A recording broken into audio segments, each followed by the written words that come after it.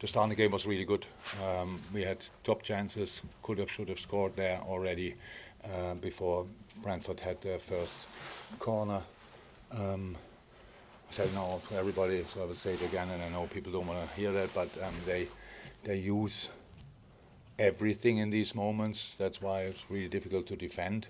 But I have to watch it back, but I'm pretty sure we could have won probably the header in the first post area. When the ball goes through, Ivo couldn't see the ball even when he arrives there.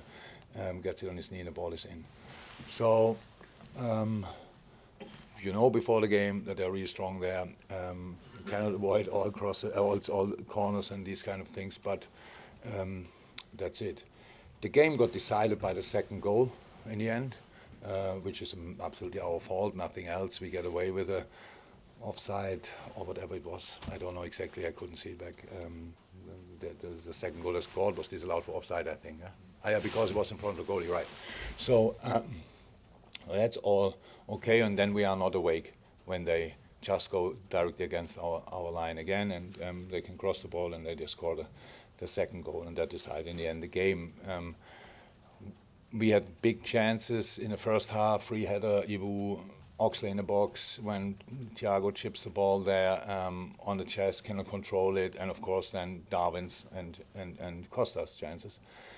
And second half we start super, so exactly I go on, you have Robbo down the line, cross the ball, and then you have the goal Darwin scores, which is just doing exceptional, but in the end it's slightly offside.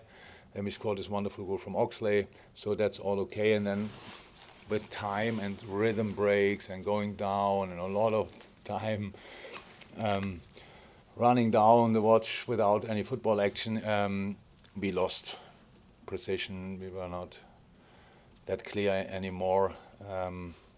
Felt the intensity of the game, and then in a moment when you try to settle again, we concede the third goal, which should have been disallowed because it's a full throttle sprint from two players, and when you then get a push in this moment, you lose balance and you go down. It's of course not a harsh foul or whatever, but it's just a little situation that whistle it away. But Stuart Atwell saw it differently, and the VAR who checked it they hide then generally in these moments behind the phrase it's not clear and obvious, and so third goal. So second goal decided the game. Third goal shouldn't have been allowed, and we should have played better because with these set pieces, Brentford has always the chance to create chaos. That's what they do, and they do that really well. I respect that a lot, and it's really good and well organized and everything.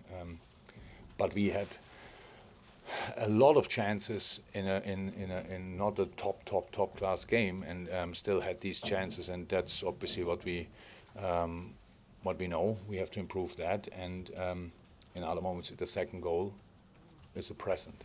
It's a present to Brentford, and that's the one I'm obviously really angry about.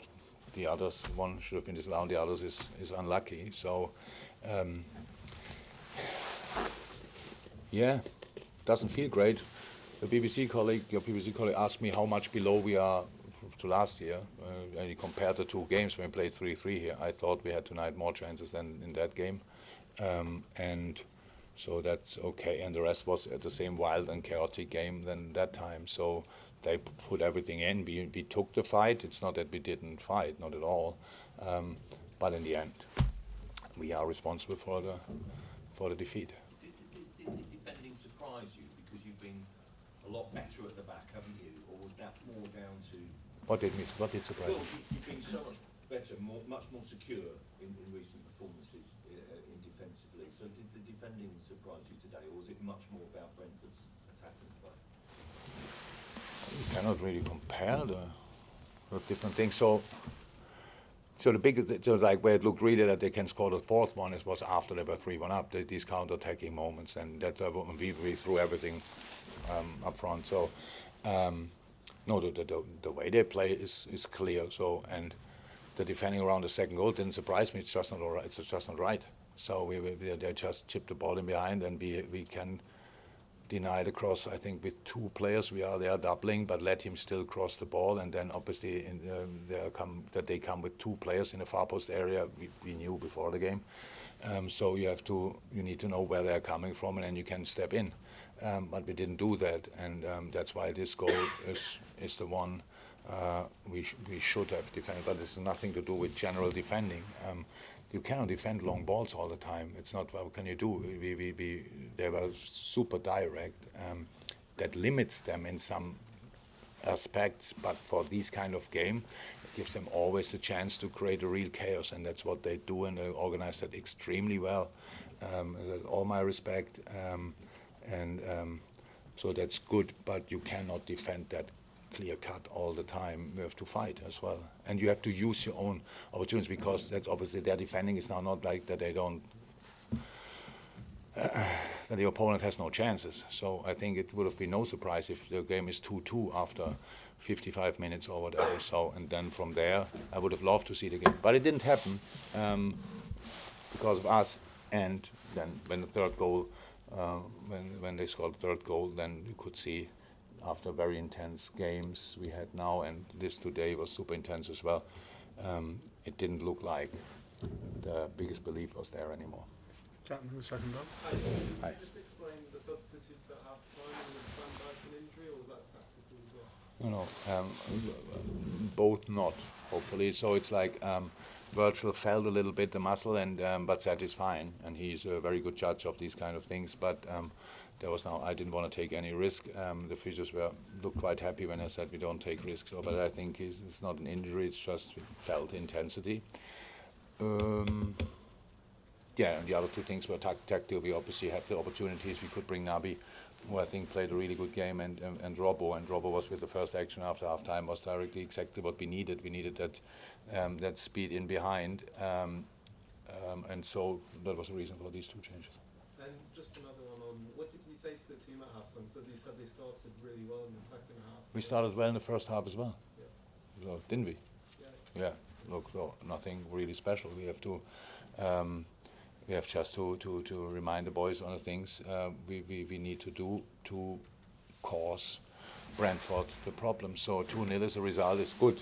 For the one is 2-0 lead, but it's very dangerous as well. So and I think we showed that immediately when 2-1, we were much closer to score the equalizer than they were to score the third goal. But it stayed a big fight because they threw everything in again. Of course, they deserve the win. It's clear. But in the end, I said, the second goal decided the game, because coming out of half-time and scoring the equalizer would have been much nicer than just the first goal. So that's it. Do you consider this a step back compared to? Yeah. We lost. Yeah. How could it be a step in a different direction? Sideways. Sideway. Absolutely, you're trying to get back to that fourth position, or at least better. Oh yeah, of course. So we can change our position only by winning football games, and that tonight is obviously opposite. So we didn't gain any points.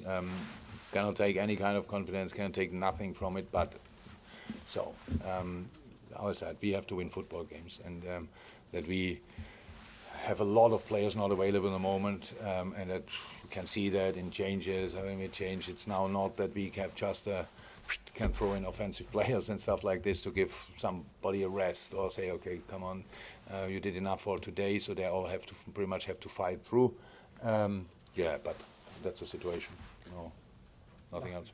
Last one at the front. So it must be very disappointing to lose today. What do you think the job that Thomas Frank has done at Brentford? I didn't understand the second part of the question. It's very disappointing, yes, and then And Thomas. then what do you think the job that Thomas Frank has done at Brentford? Oh, outstanding. He's not only a great coach, he's a nice guy as well. So it doesn't mean that we always agree on all the things what happen on the sideline, but I respect the work he's doing a lot. When I say and they do, when I say they stretch the rules in offensive set pieces, don't get me wrong. So that's smart, but they do. If you would single out all the situations, you would find 5 fouls, but because it's so chaotic, nobody sees it in the end. So and that's what they do, and it's really good. It's really, really good. And how they react on different things, and they play against us like this, and they play against other teams playing football, and it's a fantastic job he's doing here. The club can be really happy that he signed until 2037 or what? It's really long, right? Yeah, great club, great atmosphere. Everything is good apart from the result.